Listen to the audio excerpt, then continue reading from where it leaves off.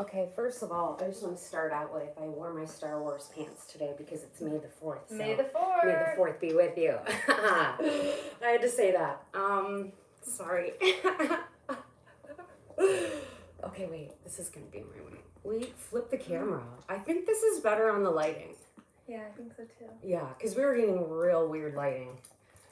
And of course, Spruce is enjoying a frozen banana behind us, so Right. don't mind the dog noises if It's good. if it's picking that up or not. I'm not sure, but I think I started it on the right one. I think you It's did. so weird it's not that user-friendly YouTube. It's easy. It is It's- fine. and it's It's fine. fine. Okay. Anyway, we just flipped at the last second. We flipped to this different side, so we're slightly adjusting our stuff right now. Because we were just getting really weird sun in the face. So let's see if this is a little better. It's like behind us now, but good morning, Hare Krishna. Ow. I really look forward to this live stream. Hare Krishna. And I'm really excited to be here this morning. I have a lot to talk about. So many things. So let's just get to it. Yeah, let's get to it. Okay. Good morning. Good morning. Call to order. Okay. It is May 4th, May the 4th be with you. 2024, 7:15 a.m. Eastern Standard Time. Welcome to the official Krishna Fan Club. Welcome. Tell us where you're at. Where are you at? Let us know where you're at around the world. We know it's crazy times that we're trying to slightly accommodate all over the place, all over the world, because we know there's devotees of Krishna everywhere. So we're really excited to talk to you today. Okay. All right, roll call. Roll call. Who's here? Shannon. Shae. Spruce is on the couch. We'll see him in a second, I'm sure. We have Trailer Plots and Rajneesh with us as well. Namaste. Good morning. Good morning. Hare Krishna. Okay. All right, we have the President's Address and the Mission Statement. Okay. I know I'm like over here. Devi's Child, Hare Krishna. Hare Krishna. Welcome. Welcome. So good to see you all. Well, be here with you all, right? I feel like I'm seeing you all when we come here. Yeah, it's a delight. It is. Okay. I want to actually start with a little bit of the Gita this morning. I've been just listening to it every day since I recorded it. I mainly did that for my own selfishly, so I could listen to the version I like. You did it for Krishna. I did it for Krishna, it's true. Anyway, one of my favorite verses in the Bhagavad Gita is actually the last verse, the very last verse. And I'm actually going to read the last 5 verses. This is some Jaya talking. And I just, when I first read that, I was like, yes, yes, yes. This is how I feel. I love these last 5 verses, 74 through 78, Bhagavad Gita. Samjaya says, "Thus I, of Vasudeva, and the exalted son of Pritha, this colloquy have heard marvelous and thrilling. By the grace of Vyasa have I heard.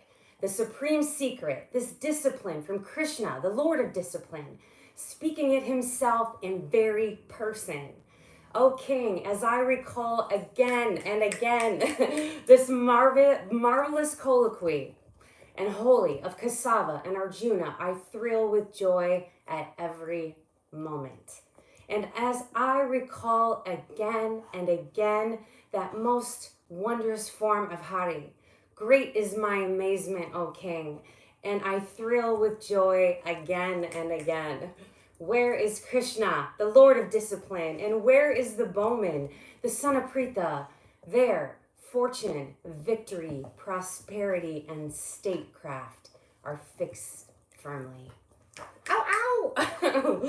I love that. I literally am obsessed with the Bhagavad Gita right now, and I feel some Jaya at the end there. Like, he got to see it, and he got to, like, watch it all. And just even doing it again and again, it's, like, thrilling every time. Yeah. And that's how I feel. I will listen to it. This morning I was listening to chapter 11.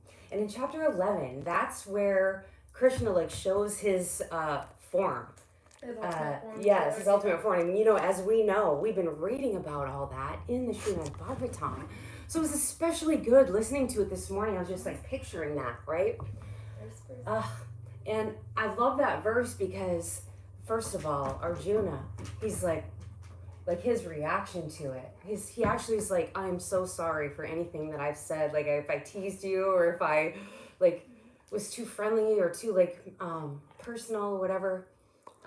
But also, I just feel like that's the beauty of Krishna, is that we can be that, we can feel that with him. And I just want to shout out to Krishna, shout out to Samjaya, Shout out. and just say I love it. I love it. Something I've been contemplating is just this idea of like we cannot even comprehend Krishna. Yeah, we can't. What Krishna is. You know, that's what the Srimad Bhagavatam has been telling me. Right. I want to get this tulip in. This is from my garden, and I actually offered this up to Krishna. It's a little taller than, I want to show you guys. It's so gorgeous. It's just like this perfect, just perfect deep red, and I just love it. And it came right out of my garden, and I just offer this up to my beloved. Beloved. So just let me put it back over here. It's not quite in the camera. Here, we'll scooch it in. Oh yeah, there we go. There it goes. Right in the corner. Yeah. Okay, Thank you for that. sorry. I feel fired up this morning. I do. I feel so good. I've been feeling amazing. Yeah. And part of it is I want to get to that later. No, I don't want to skip ahead because I have a thing to talk about later on that. So what I want to do now is actually read our mission statement. There goes. So this is always what he does, is he shows up as a little aspect of this joy and mischief that Krishna channels sometimes through us. I love you, bud. The mission of the official Krishna Fan Club is to offer love and pure devotion to Krishna. Offered in the spirit of laughter, joy, and mischief, we align our energies with all others who offer love and pure devotion to Krishna. Hare Krishna. Hare Krishna. Ugh, I feel that so much today. Okay. All right, we have Treasures of Krishna next. And what we have brought today is some mango. Yes. That we offer up to Krishna. This tulip, this beautiful tulip. Yes, absolutely. I'm actually going to grab us some forks in case get some forks for us. In case we want to snack on that. Yes, I have a lot to talk about on the Treasures of Krishna. I really, I'm feeling so grateful these days. Like I say, you see, I'm in a mood about it. I just feel on fire. Whatever it is, I just can't stop feeling this joy, this devotion, this fire in my heart and soul. And I'm so grateful to have it. It somewhat came out of nowhere, almost feels like, where I was just living my life. And I was pretty happy, but like, no, there's a whole different level. It's like, we got to upgrade. We got a life upgrade finding out about Krishna.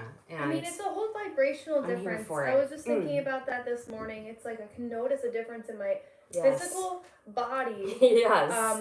When I'm like chanting and when I'm thinking of Krishna, when I'm keeping Krishna on my mind versus when I'm not. It's like a whole vibrational difference. It truly is. Yeah. I'm sure you all understand that and feel that yourself from time to time. I would think so. So what do you have for us? You have mango? Yes, this is mango.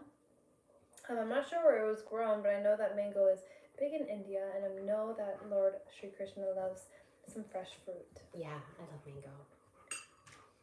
Let's dine together. Krishna. Delicious. Yeah. Spruce always here for the food.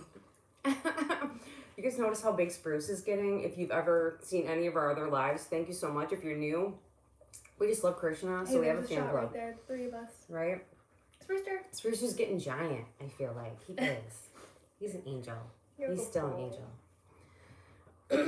He loves being here too. Yeah. Mango is the national fruit of India. Ah, I love mango. And Krishna also tells Arjuna to do as he wishes. I think verses verse 63 or something. Yeah, I know. I just think of myself, just that Arjuna could even get it together to have a response, number one. Right? He's like, please go back. Please go back to your normal form. I mean, Buddy. but anyways, I was reading it, as I was listening to that part this morning, I was thinking about... Bruce! It's okay. I was thinking about what we've been reading in the Srimad Bhagavatam, about the cosmic manifestation. I cannot stop thinking about that. And I do know what we're reading is like the manifestation of like the universe that we're in. Bruce. He's fine. You know what? We need to get a toy that I can... Yeah. But I feel like everything is a fractal. So, do you know what I mean? Everything is just a reflection, a mirror, a fractal of all of that. So, when I think about how the universe was created, I know that that's how this earthly plane was created, how my body was created, how everything was created down to the very cells. I don't know what type of mango this is. I don't know. We'll have to ask Shae when she gets back. I'm not sure. I'm securing the toys. We're getting toys for Spruce because he's full of mischief as always. Okay. We got some options. I made him a shirt toy. I made him a toy out of ripped up shirts. Okay, here. Come sit. Wow, he is strong. Yeah, Holy. I know. He's Okay. he's getting there. I don't know what type of mango we're eating. I actually just checked just now while I was grabbing the toys, and I'm not sure, but it's absolutely delicious. Yeah, lovely.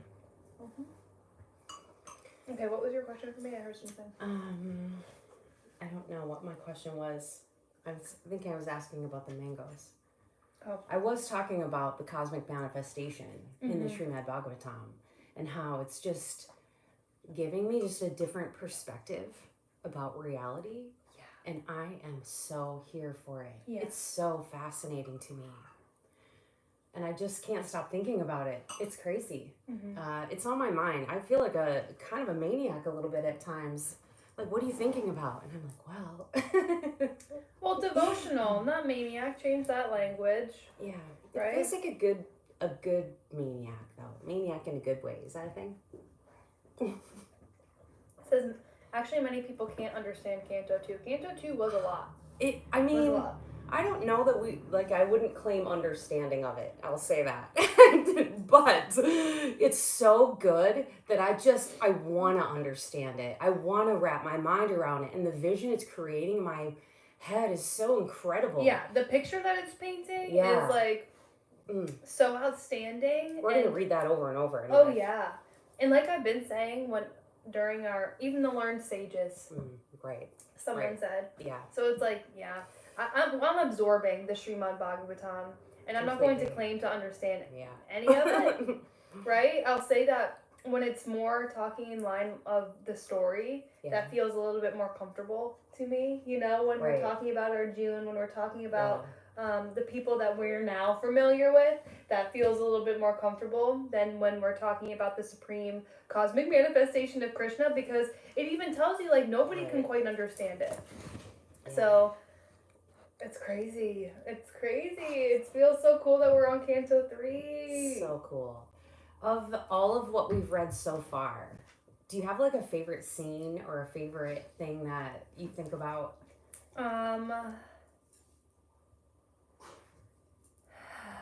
Well, an image that comes to me very often is his big toe, okay? When they're talking about how huge he is, but then...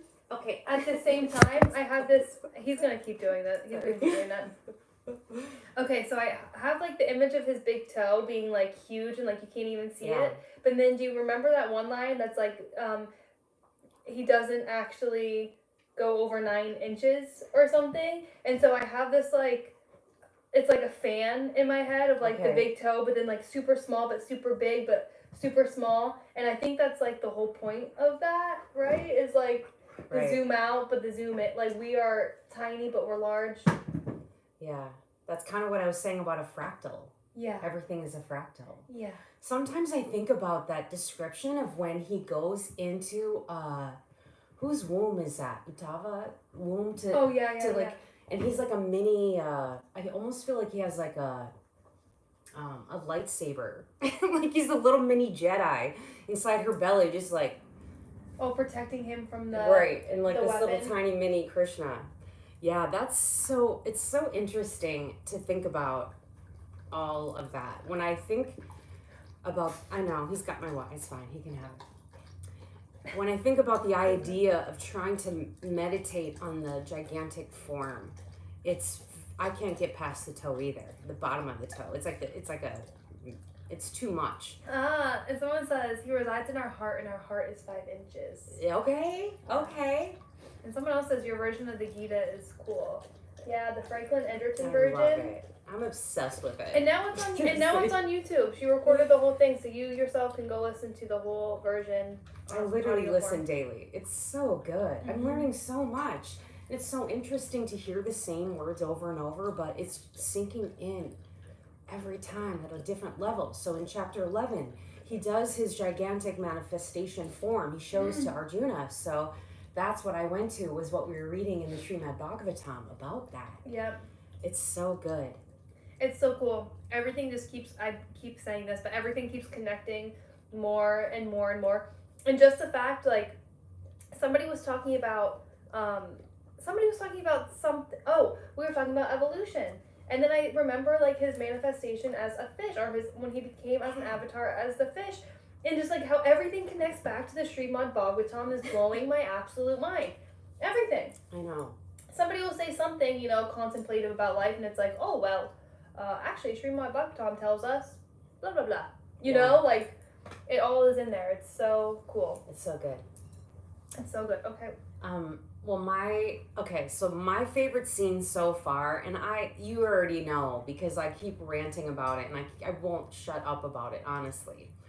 It's back in Canto 1. King Parikshit's there and Sutta Goswami and the sages, and he's about to recite the Bhagavatam, and they're just discussing all the amazing questions.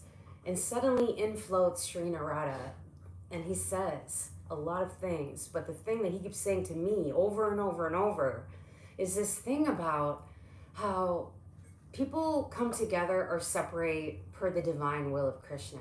And I cannot get that out of my head for some reason. And it has floated in so many times in situations where I've started to react to whatever's going on in my reality that might not be preferred or might not be pleasant, or something happening I don't want.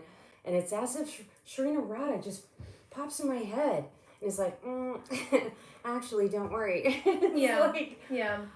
It's changed my life. Mm-hmm. It's almost like I don't worry. What would you even worry about then? Right. Like Krishna has this whole situation already, like, in hand.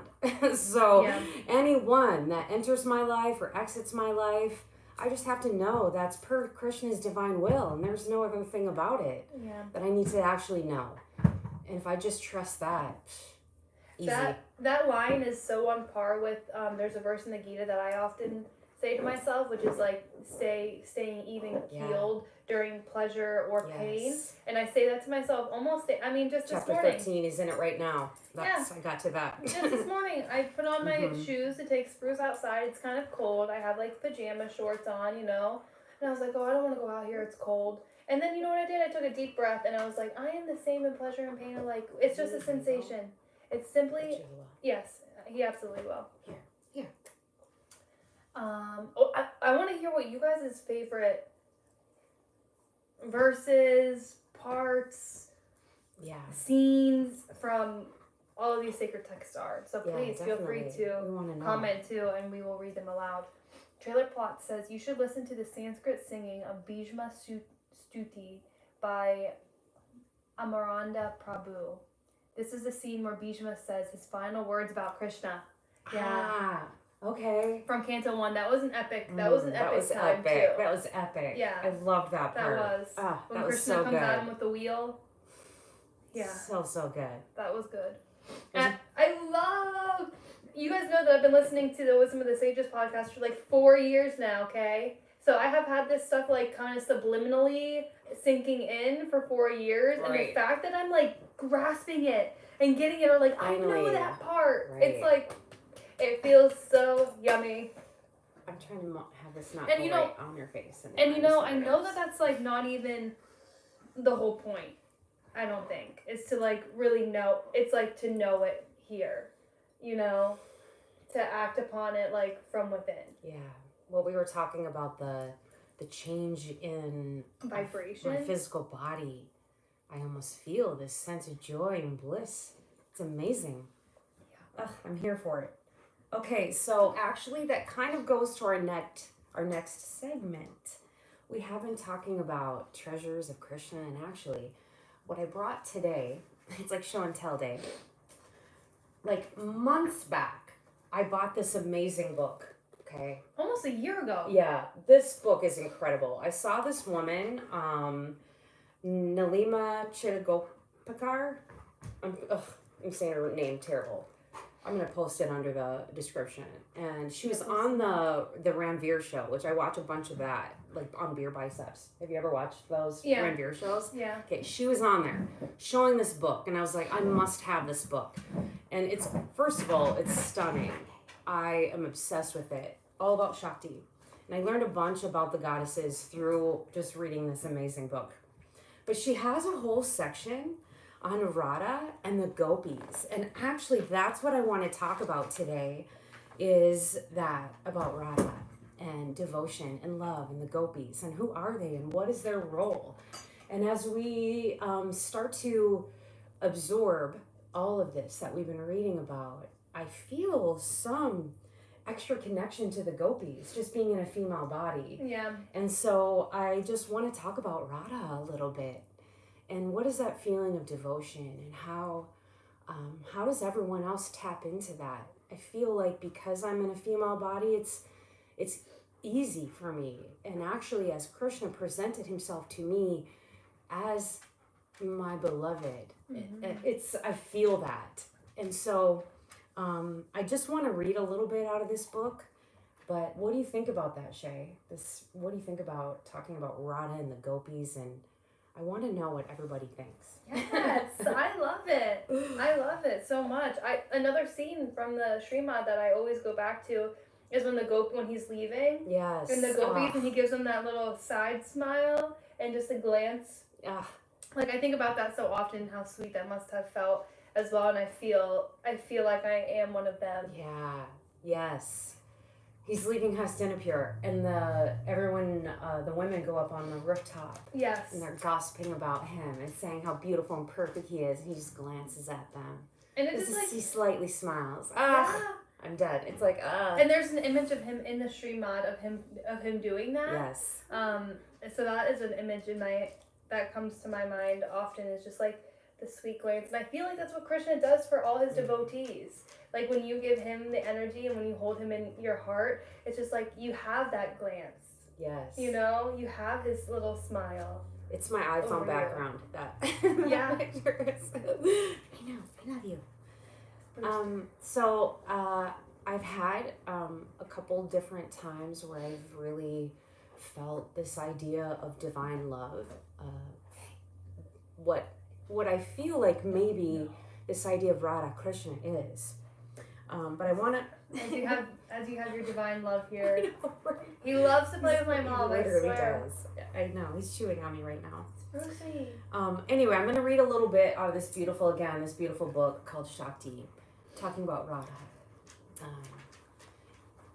The favorite mistress and consort of God Krishna, the 8th avatar of Vishnu, Radha is much more than Krishna's divine lover. She is an equal partner. She appears daring and always emerges triumphant by virtue of her ingenuity. In one particular episode, Radha dares to meet Krishna in the middle of the night, despite being married to the cowherd, Ayana Gosha. Therefore, she is venerated for her dedication and for the power of her love for Krishna. Some consider Radha to be an incarnation of the goddess Lakshmi. Others have discovered a mystical character in her and consider her as the human soul drawn to God. Oh, what a beautiful, right? How beautiful is that? And she talks in here about how there isn't a lot of mention of Radha's name. You don't see her in the Mahabharata There's one scene that it refers to of her going to the forest, but there isn't a lot in there about Radha. You hear the Gopis, you don't hear their names, so it's so interesting how she's emerged as a goddess, as an incarnation of Lakshmi, when we don't even hear a lot about her. So I just wonder if that's just the power of her presence, just kind of seeping through to us anyway. What is your thoughts about it? Yeah, I had never really thought about it before, honestly. But that makes sense to me, what you said about, like, that is just the power of her energy, right? Yeah. Well, I've been looking for references of her, and actually that's when I started to look into later chapters of, I was reading the Bhagavad Purana, which is the same thing as the Srimad Bhagavatam. Right. I did not know that. But looking for references to Radha and the Gopis. And what did you find? There isn't a lot about her. That's what I'm saying. So I find that very interesting. And I'm curious what people are saying. There's a question, or there's a comment. Yeah. Let's see. Somebody said Krishna loved Radha Rani but married Rukmani. Yeah. That's why Vyasa wrote Bhagavatam. Bhagavatam. To talk about Radha in detail. Okay. Is there parts we're going to read about Radha later? Are we going to read more? I wonder. Right. I was reading something about Rukmini being an aspect of Lakshmi also. And she no doubt did some type of penance to be married to. I wonder, did she do some penance to be married to Krishna? Because we hear about Brahma and his penance that he did. And Parvati doing penance to be consort of Lord Shiva. So right. Is that something that happened? Which I thought that was just like an epic moment that we covered. And that was Canto 3, right? When they were talking about Brahma creating the people? Or was that the end of Canto 2? I'm not sure, to be honest. But that was epic. Talking about Brahma's... Because I had always wondered, like, people talk about Brahma. I almost thought Brahma was, like, bigger than Krishna. So that's also putting all of, like, the gods and the aspects and the avatars, like, into perspective for me as well. Seeing that Brahma did that penance for Krishna to be able to create the humans or creatures of the earth. It's so interesting. Yeah. Because then it says that he's an avatar of Vishnu. Brahma. Krishna, yes. is an avatar of Vishnu. So sometimes it's hard to wrap your mind around it. Somebody's comment the other day in our comment section about Hinduism is not a beginner religion. It's not for beginners. I was like, yes. Yeah. Trailer Plot says in Canto 10 you'll read about Krishna. Ah, I can't wait. I'm definitely not skipping ahead. But let's talk a little bit about the Gopis. I don't want to stop talking about Radha, but it seems like the Gopis and what the Gopis are and their devotion to Krishna is definitely part of something I also feel like we're tapping into. The women in Krishna's life, I love this. Yes, the women in Krishna's life. So this book again is, it's so good. It's just a visually stunning book. I was so... okay. Yeah. Krishna is the first Narayana. I remember that word. Yeah. He is also known as Adi Narayana. Yeah. He is the first Vishnu. Ah. Okay, remember how we were saying that sometimes it's like a title? Yes. Ugh. Okay. Okay, so this little part of the book is talking about the Gopis. So I want to just read a little bit on this. Krishna's divine exploits are celebrated in all parts of India in the devotional poetry, scripture, theological doctrines, visual arts, and dramatic performances. Krishna's father took him away from Mathura, where he was born, in order to escape the threat of his uncle Kamsa. Remember that? Yes. Yeah. The village women doted on him as a child, and then, once he became an adolescent, moved into passionate longing. He played his flute, arousing passion in the women. This is the part that's so interesting. Kinsley points out, she's referring to this Dr. Kinsley who was a scholar of the Bhagavad Purana. He points out that although the role of the gopis in the context of devotion made it fairly clear in this Purana, Radha is not in there, right? No gopis mentioned, but their deep, passionate devotion. Their body hairs stand on end. They cry. They become excited and animated. And the devout believe that those who love Krishna would truly behave like the gopis. Okay, that's the part I was trying to get to. Thank you for being patient with me. The reaction of the gopis to Krishna when he's playing his flute, when he's in their presence, they're talking about the hair standing on end and just the physical reaction that they have to him. And I just feel that. I feel that. It's almost like what I was talking about at the beginning of our live stream when I was relating some Jai's reaction. And so I think that the gopis are such a good representation of the pure love and devotion that I'm feeling for Krishna, that I want to understand more about them. Yeah. Because there's a lot. I think that you do understand about them. I mean, just from your own bodily reaction, just from your own physical presence and relationship with Krishna. Maybe so. Maybe there isn't anything more than that I actually need to understand. Perhaps. Trailer Plot says all the residents, including the gopis, were from the spiritual world. They agreed to be born in material world on Krishna's request. I love that. Like, were they like, please pick me, Krishna? Like, I want to go down in your divine play and be a gopi. Yes. Right. So is that their role in the divine realms as well? Is that what they're doing in the divine realms after they've come down here and become a gopi? And they go back up to Krishna? Are they doing the same?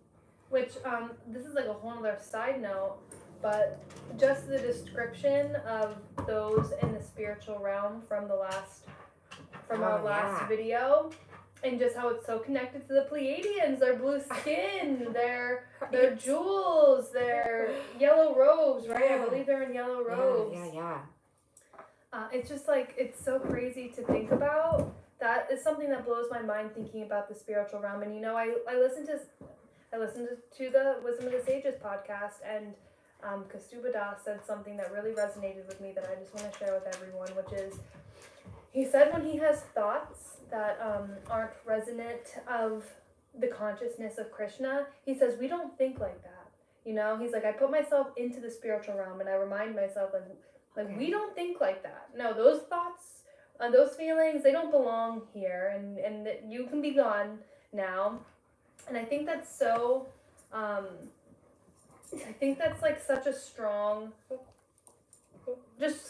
remembrance in the brain that like we are all spiritual beings. Yes.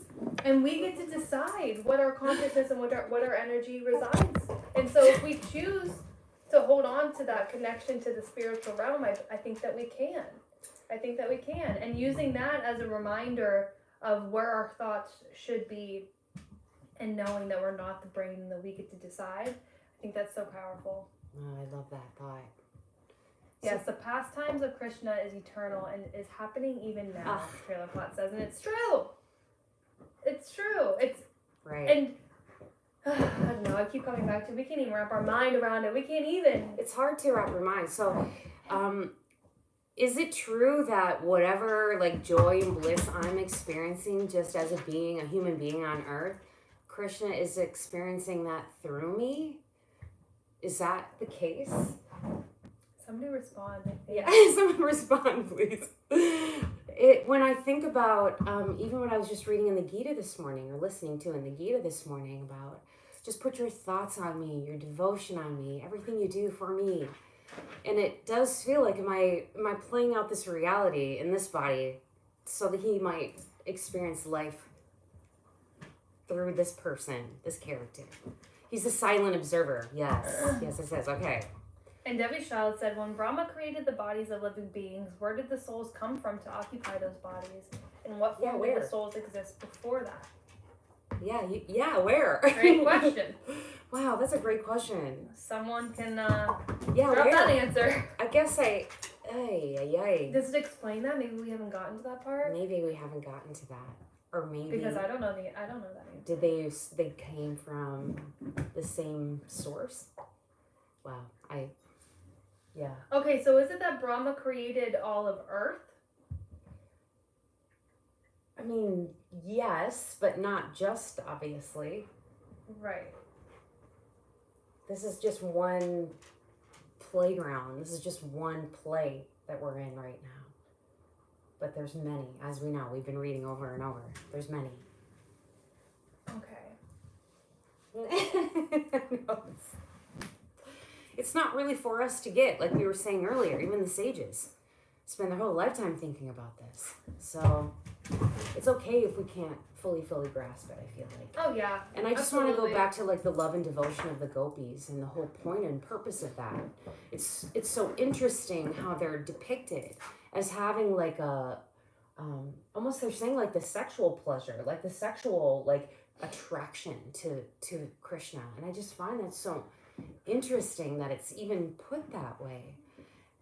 What does that mean? Is it like it's that intimacy that you can have with him that just doesn't exist any other way?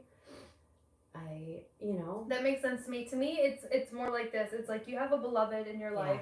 It's like they could do anything, and you're still going to love. It's like that unconditional love, right? And that's where it's like, I personally, it's so interesting to me, all of like the details, and yet they seem like less important than the fact that I just hold Krishna in my heart.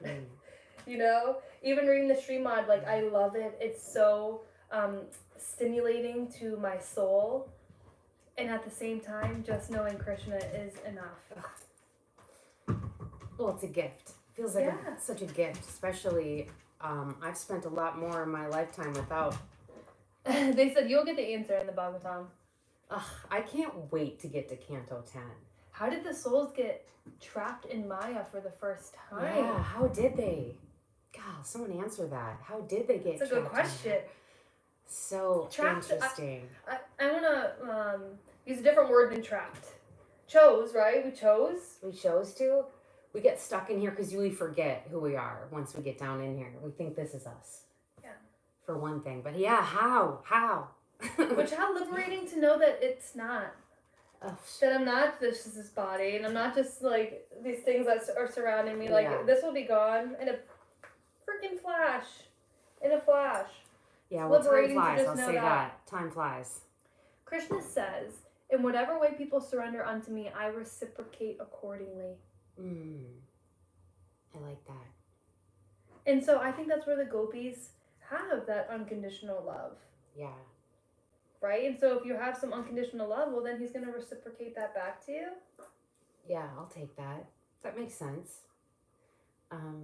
It almost also speaks to me about the different ways that we love, different types of love, that type of devotional love that you give to your beloved versus maybe like what I feel about my grandkids. We just were with the grandkids this last weekend, and I'm obsessed with them. They are amazing. There's just something about, if anybody has grandkids, you know this, okay?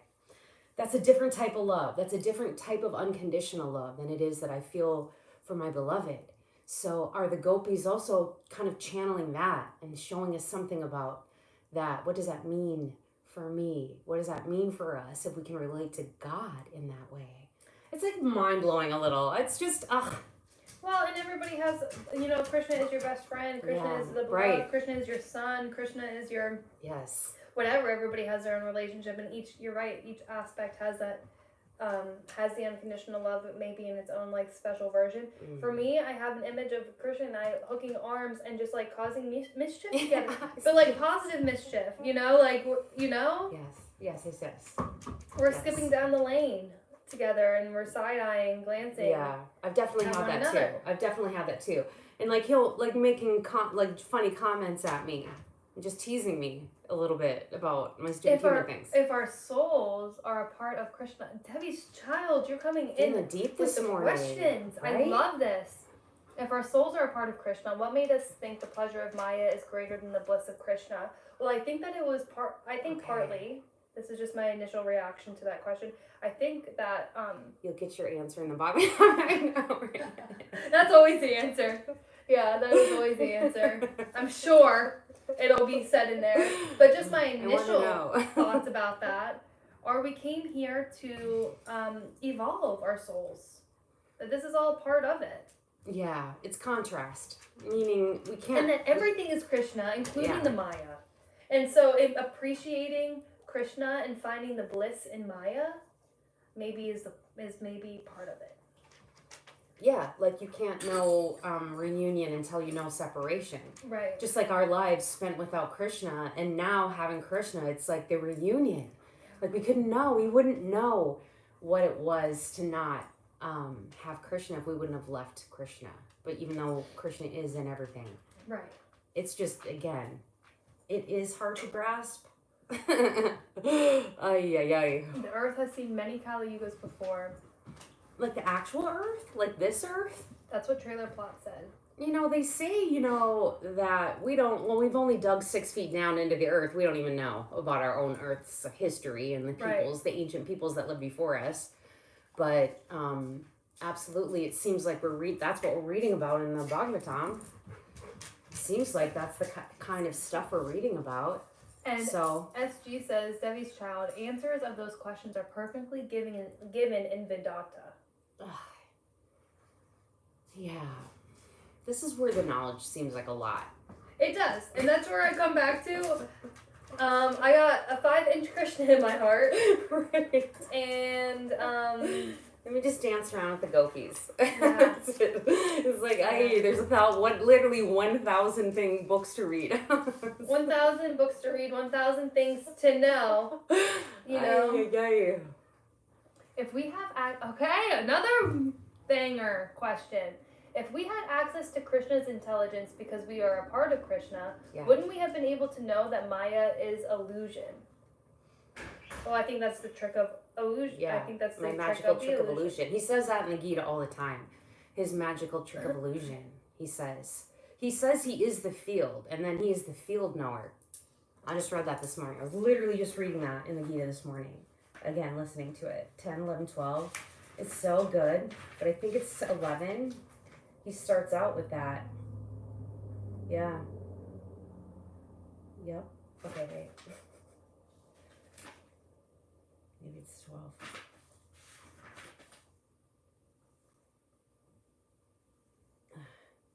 I'm going to get these stuck questions. I feel like I could just think about these questions for a while. Yeah. Javi's child, you are just wonderful with these questions. I'm getting all distracted by the Gita. Vedanta says everything is Brahman. Everything is Brahman. And Brahman... Okay, this is where... Okay, Brahman is one of those titles, right? But Krishna wouldn't be confused. Then how could something which is qualitatively equal to Krishna get confused? Yeah, These are the things that I think about, too, sometimes. That's so well said. Yeah. I'm not sure. It's like when you don't know. We're going to know all this. He's just, you know what it is. It's like we're getting teased on what we're going to learn. So, Hare Krishna. Yes, and we, maybe we'll get back to you about that sometime. But also... No, do not be sorry and do not stop. I am loving these questions. And honestly, we love your questions. It is like questions that I think about that I haven't been able to put into words, so thank you for that. People who follow Vedanta believe in formless aspect of Krishna. Yeah, that's where there's like so many branches and so many thoughts, and I keep thinking about that too. Is like, okay, so the Srimad is telling us that Krishna is everything, but is there other scriptures or sacred texts that are saying like, no, Shiva is everything, or is it always Krishna is everything? Or is there different lineages that believe like, no, it's whoever is everything? I think so. Kali is everything, or or no, they all come back to Vishnu, and then Krishna as the first form of Vishnu is ultimately everything anyhow. Well, isn't everything the divine goddess actually? Yeah. The Maya, the Parabrahma. I don't know, Hare Krishna. Yeah. This is what we're working through. Right? I don't know. I don't know what the answers are. I know that I have Krishna in my heart for whatever Krishna is and wants to be. Right. Welcome to Hinduism. Yeah. Spruce drank all my water, so I'm gonna. Please. Yeah. There's so much, and even in the comments, people like read this, read Endless that, watch questions this. to think It's about. I just want to be chanting Om in a forest. Yeah, I take it back to the Gopis and say to myself, that seems like the way to do it. I don't know, I'm down for that. Just singing to Krishna and devoted to him. And that's bhakti, right? Yeah. It's like That just having easy. the unconditional devotional service. Yeah. That seems lovely. Krishna is easy to love. Krishna is very easy to love. Krishna is easy to have in your heart. Yeah. And I've just been telling myself recently that everything is easy.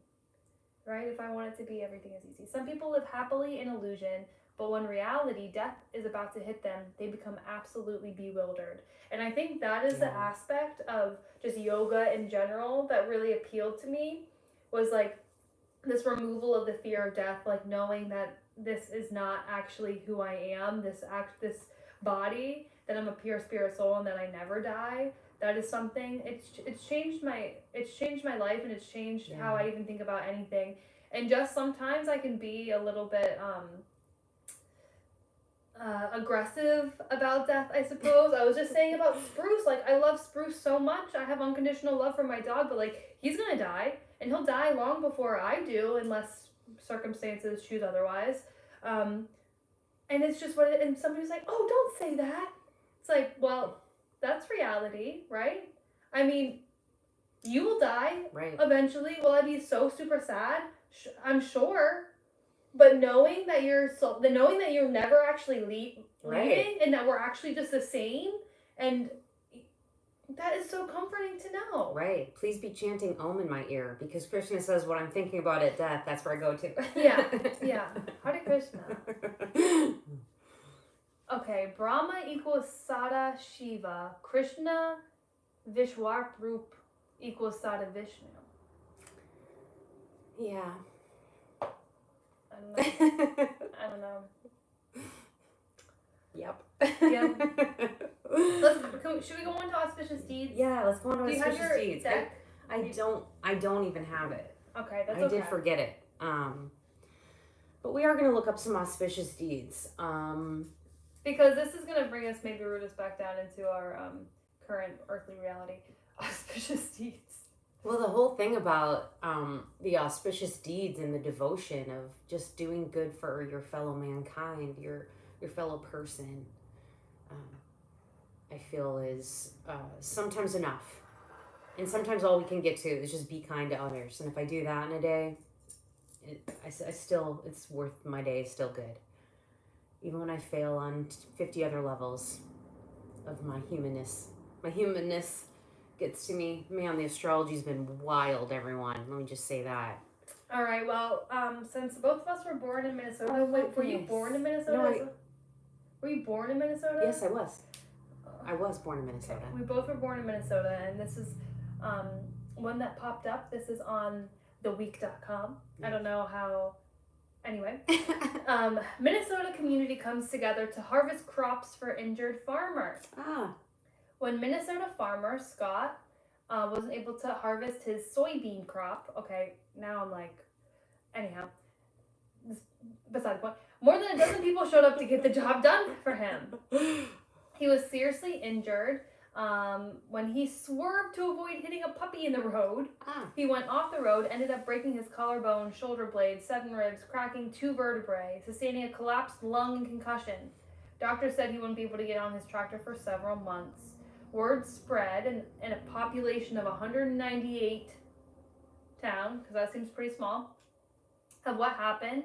And one neighbor was able to recruit 18 farmers to help him harvest his crop. This was a busy year for farmers, so it meant the world to him that he was able to get his crop harvested. That's a beautiful story. Minnesota is in the middle of the United States, kind of northern, we call the Midwest. Has a lot of farming and dairy farms and cheese and lakes and things like that. So I can see this. I've been in little towns like that, and I'm sure little towns and villages all over the world tend to do these same things. Yeah. It's actually, they say once we get more than, God, what was it? 1,200 people or something like that together, you start to not know who everyone is, but when you're in a small community, everyone does come together. Yeah. It does. Because you know so-and-so, or that's so-and-so's mom or sister or brother. Yeah. Trailer Plot said that a new movie is coming out in India called Kalki. And they released a new teaser where Ashwatthama's look was revealed. You should check it out. I will look it out. Okay, so I've been watching the Mahabharata in what version? It's the one that you guys sent me to, and I have to have subtitles because it's in Hindi, I believe. It's so good. It's so I don't know good. Which one you're talking I about. usually listen to everything, but you have to watch it because you have to watch the subtitles. The Mahabharata. It's the one they sent us to watch. It's maybe from like 4 or 5 years ago. I can't remember. It's like I'll send you. Send me the it link to you. that you're listening. Yeah. It's really good. I've been watching it. Rig Veda, the oldest text in the world, says, "Truth is one, but sages call it by many names." And that feels like truth. Yeah. And that feels like truth, doesn't it? It does. I appreciate the open-minded nature of Hinduism in the sense of there's so much room for different thoughts about it. Yeah. Yes, everything is rooted in the scriptures, for sure, but it feels very open to me in that sense. And I really appreciate that because I have crazy things that go on in my brain. Yeah, SG replying to Devi's child says, "Krishna or Brahman or Atman are the same and never get confused. Maya includes everything as far as your mind can think and imagine. Ignorance and knowledge are seen as it is like object by Atman." Sure. So true. And our next segment is actually Krishna Mischief. And isn't the Maya that we're all living in part of Krishna's mischief? I mean, I feel like the weird stuff I've been experiencing lately is just Krishna I don't want to say messing with me, but it's like a joke sometimes. Some of the stuff that happens in the universe, you're like, wow, that's hilarious, universe. Oh yeah, I've been having many moments like this too. I have. And it's like, for me, I've been having moments of like, I think I know it. I think I'm doing something right. And then something happens and it's like, oh. Yeah, it's like, oh, okay. I was actually ridiculously wrong on that. Yeah. Thank you, Krishna, for showing me that. Yeah. And just people being placed into my life that are like showing me the way. It's such a gift. And I know it's Krishna. I know it is Krishna. I know it is too. Okay. Do we want to tell an actual story about Krishna Mischief? Or do we want to move on to just stories of Krishna? Both pretty much go hand in hand. Yeah.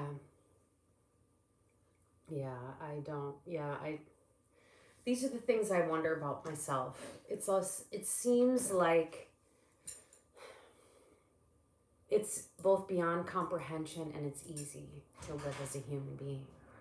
You know, it's beyond comprehension. Even science tells us that. The double slit experiment that basically showed us that our reality only exists when we notice it. Mm-hmm. It actually tracks perfectly with what we're reading in the Gita and in the Bhagavad Gita as it's being explained to us, as it's being manifested by Krishna.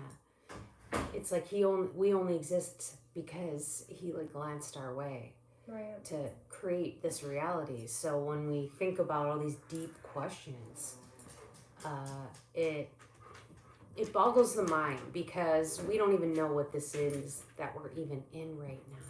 Yeah, we can't even perceive it. We can't. And it's hard to be able to get to the state of acceptance of I'm just not gonna know. And I think that's what the Bhagavad Gita, but also the Srimad Bhagavatam is doing for me, is just like reminding me of like this bigger picture. You know, and just zooming me way out. But also, it's like the micro into the macro, into the micro, into the macro. Of like, we can't really understand this regardless of what we read or what we know. You know, it's all just, I don't know, just tapping into the pure spirit soul and knowing that's what we truly are. I feel like that's like when I have moments of bliss is when I'm like integrating with Krishna and integrating with everything that's around me. Yeah, for sure. A person, if Atman doesn't feel this confusion, then who is the one who's getting confused? And Trailer Plot says, a person living in 2D cannot perceive a person living in 3D. Right. But the 3D person can come down to the level of a 2D person and explain to him about the 3D world. Right. That's Narada floating in to tell me. And he's coming from 5D. He's like coming from like 5 or 6D. He's so magical. If there's only Atma, then what is this identity we are feeling? Who is this individual? If we are only Atma, then what is forcing us to remain in the 2D world? Are we laying on a table somewhere with a virtual reality headset on? I think that's one theory.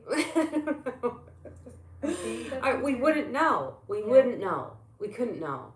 Yeah. So this is where we just have to trust, I guess. Trailer Plot says in Hinduism there are 64 dimensions. Yeah, that makes sure. Yeah. Where's this cheat sheet? Trailer Plots, I feel like you need to make us like a little study guide. And then I'm sure it would be like, well, how? How do you create the study guide off of like thousands of pages of books, or thousands of pages of sacred texts and literature? You know that painting of Vishnu lounging in the primordial ocean? Yes. I just want that painting, number one, but just something like that, just knowing something like that helps me just know I don't need to get it. Yeah. Yeah. Yeah. I'm not gonna get it. I'm gonna get this barely little, I'm trying to understand what Krishna is saying in the Gita at the very most basic level right now. So yeah. I love that all these questions are to be answered though. Yeah. I love a good question, as you'll know. I love a good question. I've been seriously still trying to think of questions to ask. If we get an actual person to come talk to us, when we do. Get a Swami or something, what question would you even go with? What would you even ask? I don't know, because part of me is like, okay, if we can't understand it, and the books say that no one can quite understand it, then what more questions are there to ask except for just to keep reading the books? Yeah. Yes, love. Yes. Oh, yes. Yep. Love is really the only thing that I feel like I'm good at. That's not true. I'm actually ridiculously talented, but like, actually, love is my jam. Love's easy. Yeah. It's fun. It feels good, and love I can do that. Yeah. I can do that. Yeah. Yeah. Debbie Child says, no dimension would be inaccessible for the Atma. What is preventing us from accessing other dimensions in this very moment? Well, when you think about where are you going when you go deep into meditation, where am I going when I go there? I go into meditation and I will get into a state where it's a full-on movie. I can see and feel like I'm there. And it feels as real as this does. And there's times that I'll just sit in meditation and I'll have to pull myself back out because it's so good in there. I just want to stay in there. Yeah. Where is that? Is that just a creation of my brain? Am I going to a physical place? Where am I going when I'm doing that lucid dreaming? What is happening to my physical body versus where is my energy going? These are the questions sometimes I wonder about, because if my body's still breathing and intact, but I feel like my soul, my spirit, my energy is out into the different dimension, where am I? Physically, where is that? Right. Okay, well, SG says, it's all a temporary form appearing in Maya. It's interacting with other forms according to its guna, sattva, rajas, tamas. Okay. And the witnesser Atma is just observing. Yeah. Oh, Debbie's Child, your questions are amazing. Amazing. What kind of love would an Atma have which would give it access to other dimensions? Remember, soul eights qualitatively equal to Krishna. What is powerful enough to put a veil over it? Krishna? Right. What kind of love? I'm also feeling the pain, not just observing it. Yeah. That's where human life can be difficult. That is. You know, and I've been there and I felt that too. Where I'm like feeling the pain and it's not easy to back up out and observe. It feels pretty real while you're in it. It does. I'll say that. It does. You have to actively remind yourself when you're in these moments of pain that this isn't. It is real though. Okay, it is real, but it isn't permanent. And I guess that's really what it is. This is a temporary state that I'm in that feels unpleasant. It feels unwanted. But nothing really is, nothing is not for our good. I'm saying that all sort of weird. Everything is for our good. Everything is for me. Even the things that feel painful. I'm learning something from it. I'm supposed to learn something from it. So I feel like that's what it is in those moments I'm supposed to do. That's how I win or whatever. Yeah. That's how I get points. I don't know. Is there like a scoreboard up in heaven somewhere that's, keeping points? If I can get through that moment and still be okay and intact and trust and faith in God, I think that's how I win that moment. And I can't know all that. Yeah, Debbie's child says, when it gets tough, why couldn't we just awake, like removing the virtual reality headset? Yeah, why couldn't we? I think that we just get tested sometimes. This is a test. Yeah, and then you have to rise to the level of the test. Yes, in Christianity, they say this is our mortal probation, actually. And when we're in our mortal probation, we're down here to be tested based on the things that our soul actually needs. So if I think of it that way, then every test I get, I know it's for my divine good. Yeah. And even thinking about something like in the Ramayana, Sita, she gets sent into the forest for years. Lots of people go to the forest, I feel like, in the Mahabharata, right? Mm-hmm. She gets sent away from Ram. And what was the purpose of that test? And what are we supposed to learn from it? And it's the same thing. We're being sent away from our bridegroom, okay? If we think about it that way. Sometimes Christianity talks about Jesus as the bridegroom and we are the bride. So it's that same thing. I'm being separated from my higher desire. And I'm supposed to get something out of that. And either I can become bitter about it, I can become hateful and I can hate God for it, or I can say, wait, this is for me. This is for my strength. This is for my empowerment. I'm supposed to learn and heal and become aware that there's more to this reality than this moment of pain. And I just go back again to the Gopis and just lying at the feet of Krishna in devotion. And sometimes that's all you can do. That's it. Yeah. That's all you can do. And just wait and know this too shall pass.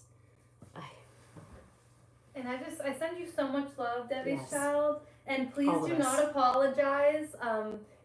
They said, I'm changing the topic of the meeting. I'm going to stop for now. Like, no, this is perfect. This is why we hold these meetings. This is what our intention was, so that we could chat and discuss and share our feelings and where we're at and what we're thinking. So this is beautiful and perfect and everything that we could have wished for our lives to be. Really, Yeah.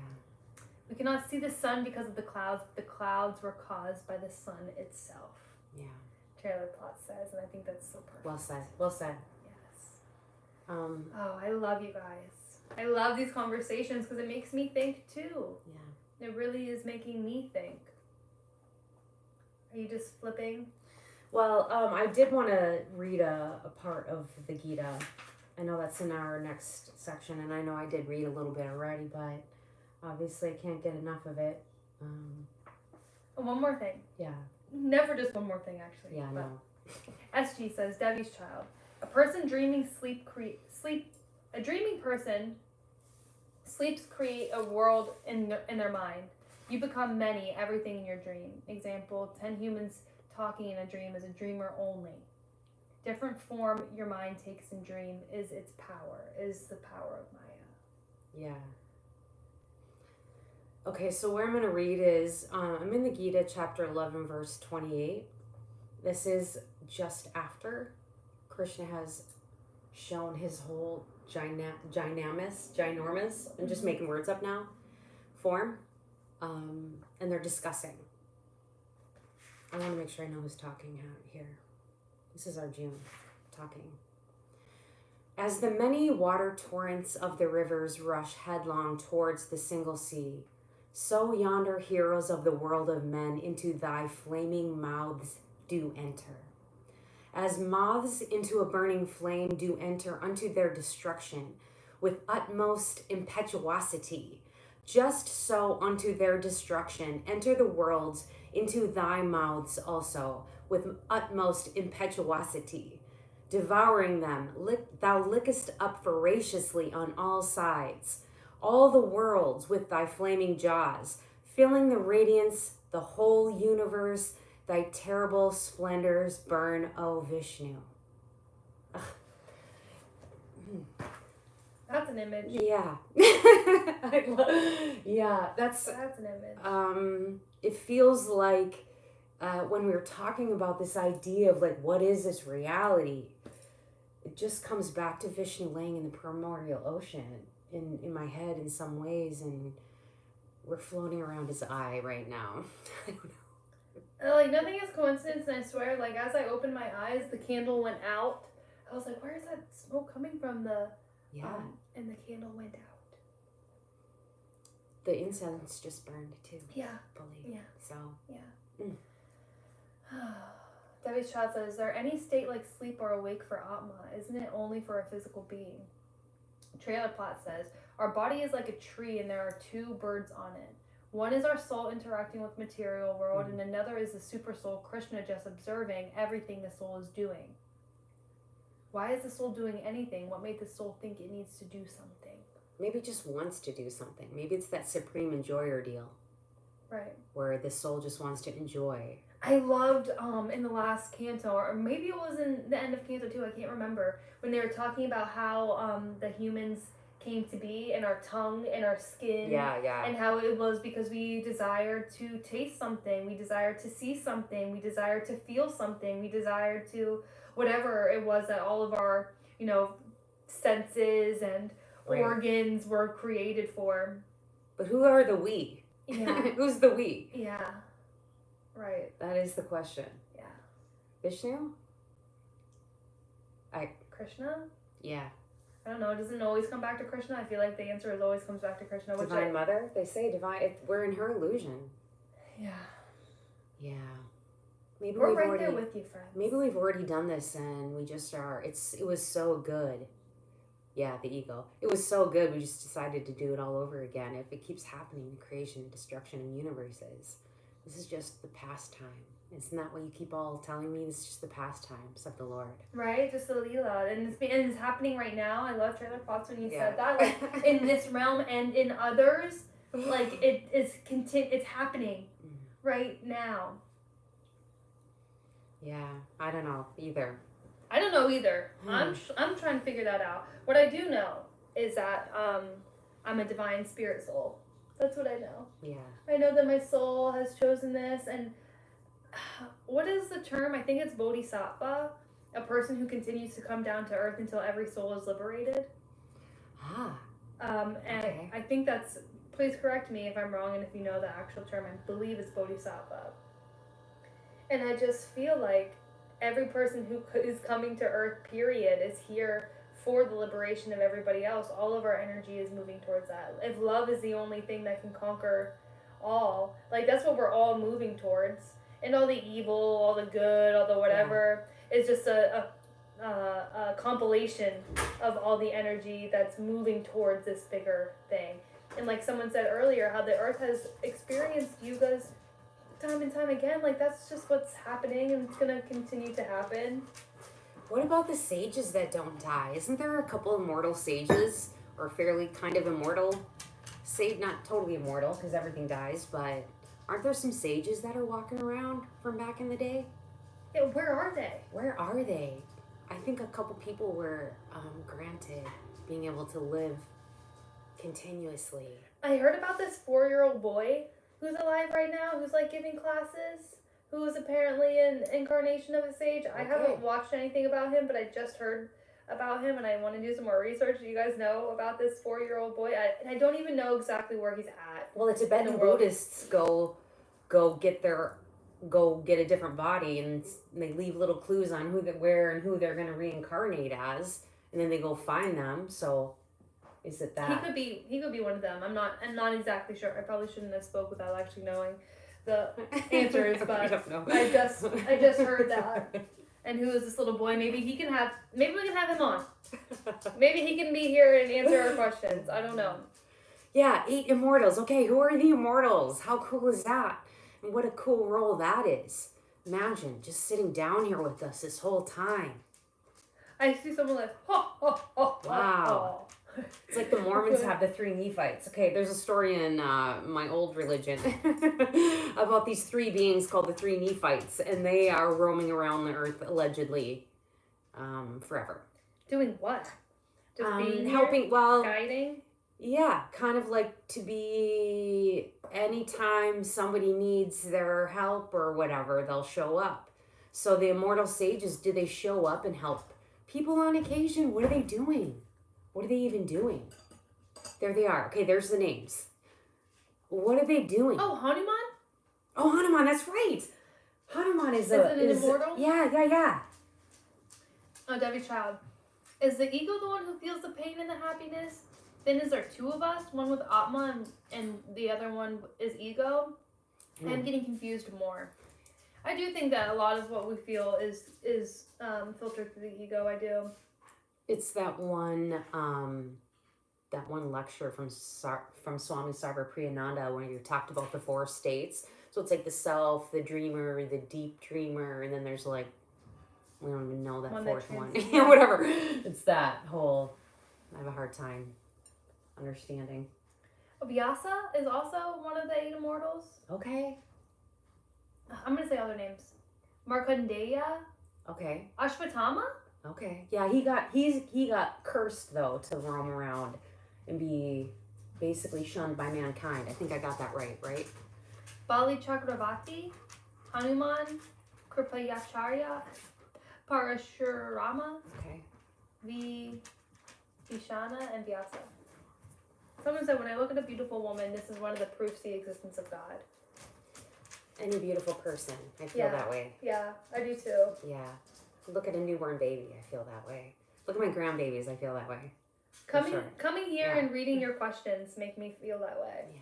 You know, it's so amazing to come and like chat with like-minded people and to hear all these like deep questions. This is the questions of life that we're chatting about right now. Like I have goosebumps as I say that. Like how cool that we're able to be here and like people are answering our questions and we're able to chat about this. I don't know. This technology is crazy, right? And we think this technology is crazy. They have just reading about the aircrafts that are in the Srimad Bhagavatam. I'm like the spaceships. That part's blowing my mind. Honestly. You always hear though about those on that show, Ancient Aliens. They always bring up the spaceships in Hindu scripture, and no one knows what they're talking about or where it's at or has any idea or context about it. But they do bring it up. You'll see it. They do. They're like, yep, they knew. Just how y'all knew about the third eye before we even knew that there was actually a pineal gland sitting in the back of our head. Right. Exactly. Ay. You will get all your answers when you finish the cantos. Ay. Probably not all. Well, as much as we can understand. As much as we can understand. Yeah, right. We'll be asking questions about things that have already been answered, I'm sure. For sure there's stuff that's like completely going over my head, and I'll think about what does that mean, and I just will move on past it because I'm like, well, I'm going to have to come back to that one. Knower can't be known. That is why Brahman and Christian can't be understood whatever you try to know becomes just an object of the knower. So then again, I go back to Radha and just like love and devotion, and that feeling is amazing. Yeah, I love that feeling. Love. It helps me feel less confused because I feel like a want and a desire to know and be the knower. I always say I'm a universe knower. Yeah, I want to be the knower. That's why Vyasa wrote the book. For the Kali Yuga. Thank you, Vyasa. I say, broadcasting live from Kali Yuga. Yes. Shae and Shannon, official Krishna Fan Club. Thank you, Vyasa. Govinda's Garden, welcome. I love your videos, by the way. You have the most beautiful videos. Your channel is stunning. Everyone go look at Govinda's Garden's channel. Stunning. I aspire to have your level of tech. Seriously, your fig trees, like your garden, amazing, beautiful. We aspire to that. Stunning. Hare Krishna, Radha, Radha. Yes. If you are planning on researching some type of tradition which ISKCON follows, I suggest reading the Chaitanya Bhagavad. I can't even talk anymore. Yes, which will tell you about that. That's why we do bhakti and surrender to truth, which can only be experienced. It's so true. Yeah, I think bhakti is, and on the point of ISKCON, which we can almost go live and just talk about our ISKCON experience going to the temple because it was absolutely amazing, but we haven't been back. We didn't decide to go back. Yeah, I mean... Yet, anyhow, I don't know. Yeah, I feel like it's that whole Krishna brings us together or separates us per his own divine will. And I needed and wanted to see that. The devotees at ISKCON are absolutely beautiful. Yeah. Is that the path I'm going to follow? Likely not. But also, love and respect to Swami Prabhupada for the Srimad Bhagavatam that we're reading. And Krishna gave us that one for a reason. Yeah. So even if sometimes we don't fully align with some of the things that Swami Prabhupada is saying, that doesn't mean I don't respect that whole thing that he did. Amazing. Yeah, absolutely. Amazing. I tend to go more toward, I've noticed, Swami Vivekananda. I really like all of those things that he's writing, and just even the tradition of swamis is really cool, and gurus. Yeah. Yeah, that's definitely a different way to think about things. So I appreciate all of that. And I wonder to myself, like, does that mean the sages are reincarnated amongst us now? Like, where are the gods and goddesses? I've asked this. I keep asking this too. Like, are the gods awake? Have they forgotten? Well, I thought that they don't even come to Kali Yuga. I thought that was a thing. Did the gods come embody themselves during the Kali Yuga? Or are we just waiting for coffee? Yeah, and someone says... at this point. Yeah, right. He says Krishna does not see whether you are a part of ISKCON or not. Yeah, I don't think he cares. I agree. I don't think Krishna cares about that. I think he accepts all devotees. And actually, in the Gita, he says that he's the recipient of all worship. He is the recipient and Lord of all worship.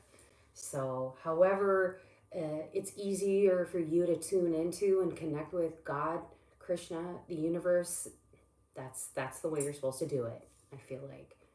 And however, this crazy kind of path or journey that Krishna has us on now, it's astounding and amazing to me. Yeah, right? It is. I feel like... I'm so grateful. It's very amazing and cool. Just mind-blowing, and it's changing my life.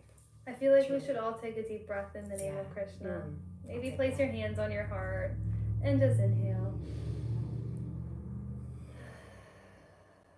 Hare Krishna. Ay. I love everything. We're going to figure our technology out, and we're going to go on StreamYard and actually start. We've said that for like weeks now, but... Everything is as it's supposed to be, my friends. Everything. We both work at a school, so also once everyone graduates and gets going, we have a little bit of time in the summer. We're hoping to really get some extra stuff going, but... And I say again, everything is as it is, and everything is as it's going to be, and it's all fine. So good. There's this artist named Londrell. Also look up Londrell. If you haven't, that sings the most beautiful versions of mantras. Oh, and just the most funky. It's amazing. Very. Londrell, yes, we love Londrell. Yeah. Okay. All right, my friends. So I got to bring my son to baseball.